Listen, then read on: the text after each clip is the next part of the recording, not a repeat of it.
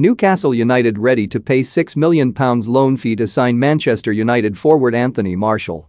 Newcastle United are ready to pay a £6 million loan fee to make Manchester United forward Anthony Martial their first big-name signing under the club's new owners.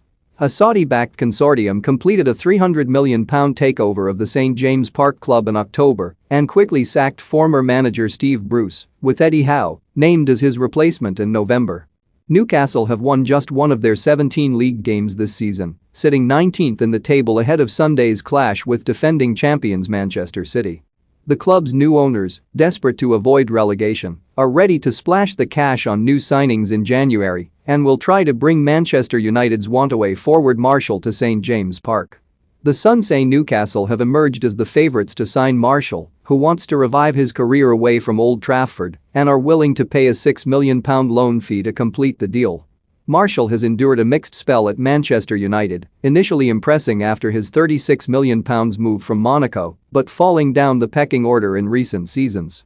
Felipe Lamboli, head of Martial's management team, admitted earlier in the month that the 27-year-old wants to leave during the January transfer window. Anthony wishes to leave the club in January, Lamboli told Sky Sports News.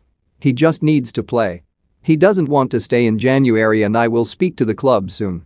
Former Manchester United striker Dimitar Berbatov, meanwhile, has urged Martial to have an honest and open conversation with Red Devils boss Ralf Rangnick to discuss his future at the club. "I'm not surprised that Anthony Martial wants to leave Manchester United," Berbatov told Betfair. "He is fit and ready to go, but he isn't playing games. Martial is a good player and other clubs will want him. I don't blame him if he is looking to go somewhere else. In my case, when I left United, it was a little different.